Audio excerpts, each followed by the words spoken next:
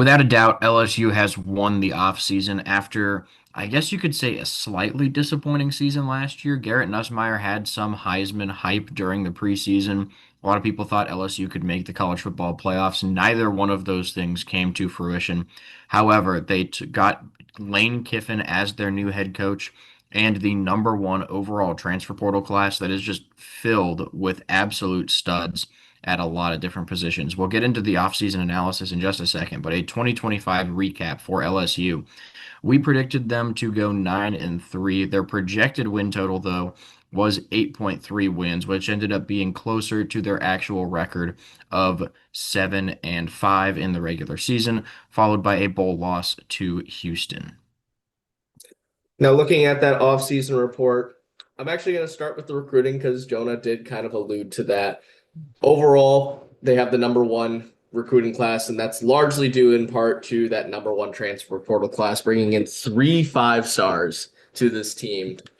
And then in high school, the recruiting class is also pretty good, just outside that top 10 at number 11, but still very solid. As for returners, obviously the big concern was the amount of talent they're losing offensively, with Garrett Nussmeier losing three of their starting wide receivers and half their offensive line. But defensively, they're returning a good amount of starting guys, particularly in the secondary and the linebacker core, and a couple on the defensive line as well. Granted, those guys might not necessarily be the superstar players that they are losing, such as Jack Piber and Harold Perkins Jr., Mansour Delane, and AJ Halsey, but they have tons of guys coming in. And those top additions to address both those needs, Sam Levitt, starting quarterback, five-star quarterback, number one player probably in the transfer portal. Eugene Wilson the third, going to be a huge addition to this wide receiver room, along with a couple other guys as well. Prince Will Umani Malin, I'm sorry I botched that name probably, but he was an absolute stud at Ole Miss, was an absolute game wrecker, another five-star edge rusher there.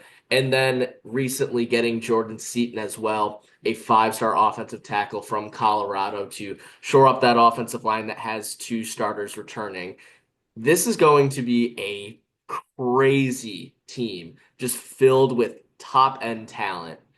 And I really can't give this anything less than an A plus. Talent wise, you have three five stars coming in, not to mention a ton of four stars as well.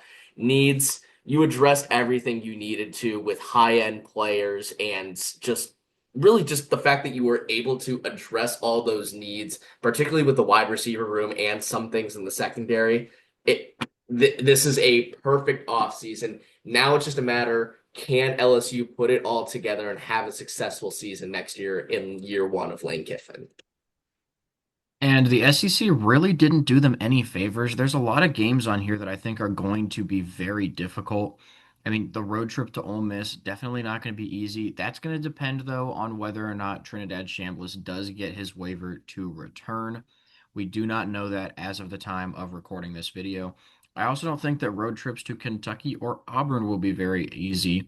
And then you have Bama and Texas at home. Definitely a very tough schedule. I also missed Texas A&M there early in the year. So, regardless, they had 7 home games, 5 road trips, which isn't terrible. That's pretty typical for most of these schools. And we started off with a home game against Clemson. Now, this one is, in my opinion, going to be a little bit easier than a lot of people are thinking. I do think that Clemson improved near the second half of last season after starting off. A lot of people thought they might have missed a bowl game. This Clemson team will definitely be solid, but I really don't know if they're going to be back in the top 25 next season. With Dabo Swinney at head coach, you got to think that there's a good chance they'll be able to do it. But early on in the season, I do actually trust LSU, believe it or not, in week one. It sounds crazy to say, but I trust the Tigers with Sam Levitt to get this win at home. Louisiana Tech the following week is a no-brainer. That'll be a win. And then you have a road trip to Ole Miss. This game's definitely going to be slightly difficult regardless of whether or not Trinidad Chambliss is the quarterback. If it's not him, it'll be Deuce Knight. Deuce Knight, though, won't have a ton of starting experience by the time this game rolls around. but you know that the Rebel Stadium is going to be rocking when Lane Kiffin comes back to town. They want nothing more than for Ole Miss to beat LSU. And I do think that will absolutely play into this game. You also have the fact that LSU plays A&M at home the next week. They probably won't be looking ahead against Ole Miss because Ole Miss is going to be a top 25 team most likely. But there's just a lot of different factors to watch out for that make this a very difficult game for LSU, which is why we have it as a 65% chance to win. For that Texas A&M game the following week, I think this is going to be a really interesting game for both these teams because A&M's got the continuity at quarterback with Marcel Reed coming back. He has one of his better wide receivers also returning in Mario Craver. And as for the transfer portal, they also picked up a couple big guys. Isaiah Horton's joining that wide receiver room. They got a couple big pass rushers as well, and CJ Mims from North Carolina, as well as Antos Saka from Northwestern. And A&M was one of the best teams in college football next year, or sorry, not next year, last year, until those last two games where they lost to Texas once again and at Kyle Field, and then also ended up, or sorry, that wasn't at Kyle Field, that was at Texas. And then getting blanked essentially by Miami at their home stadium in the playoffs. But I still have a lot of faith in Mike Elko and this A&M team. I think that this is going to be a absolute slug out, or it's going to be a defensive battle, considering how both these defenses have just been so solid over the past few years, and LSU has just continued to get better. But we'll have to see how that Ole Miss game transpires because that is most likely going to be in a very emotional game for both of those teams. And regardless of the result of that, I could see A&M going into Death Valley and walking out with the win. So that's why we have it at 55%. McNeese, no chance that LSU loses that game. There's just really nothing going for McNeese there. And then on the road against Kentucky. Now, this is going to be an interesting one because Kentucky has had a pretty solid portal class. And despite having a disappointing season last year when we thought they could maybe improve a little bit more, I still think there's a bit of hope there. And I think that they have shown over the last two seasons that playing at Kentucky is a problem. And they have pulled off a couple major upsets, even on the road and have nearly pulled off some upsets against some of the best teams in the SEC at home, including that Georgia game from a couple of years ago. Now, will they actually end up doing that against an LSU team that has so much talent? I'm not entirely sure, but I do think it is something to keep in mind as we get to that game. Next up is a home game against Mississippi State, and this one did just get a little bit more interesting recently. At the start of the offseason, it kind of looked like it would be Kamario Taylor, the freshman who started their last two games after the starting quarterback went down due to injury, would potentially be the starting quarterback heading into 2026. And he honestly played very well in those last two games. However, Mississippi State just recently signed Jaden Rashada out of the transfer portal to go in and compete for that starting job. Honestly, I think that can only make Ole Miss, or that can only make Mississippi State a little bit better. Just having two different guys in there with, I think, different skill sets. Kamario Taylor, to me, seems to be a little bit faster, more of a dual threat guy. So I think that will pan out well for Mississippi State. I just don't think that they have much of a chance against LSU on the road, regardless. There's just so much talent on this LSU team, especially that defense now. With all the starters they're bringing back, adding Uman Milan, that's going to be a scary defense to go against. You move on to Auburn the next week on the road, and I think that LSU kind of lucked out again. I think we talked about this in the Georgia video that Auburn was the week before a bye. So LSU doesn't really have anybody to look ahead against to play this Auburn team. And I think that Auburn's going to be really solid next year, and they have the ability to pull off one of those big upsets. But when there's nobody to kind of distract the team, I don't know. I think LSU has a really good chance to win this game. It'll be fun to see Auburn next year with Byron Brown at quarterback. He's going to be really hard to defend, but like I just said, this LSU defense is going to be phenomenal. And I think that they'll be set up well to defend quarterbacks such as Byron Brown. Overall, Auburn, they're going to get a lot of offseason hype again. We'll see if they actually live up to it this time because the past few years they haven't come close. But yeah, I really think Auburn will be solid, just not good enough to win even at home against LSU. And then following their bye week, it'll be a home game against Alabama. This one's always a fun game, but Alabama does not know who their starting quarterback is yet. And I mean, by this point in the season, they'll have a guy in there who's been established for most of the year. But will he be as good as Ty Simpson this past season? It's really tough to say at this point. Odds are he won't be as good as Sam Levitt, which automatically gives LSU the advantage on top of their home field advantage.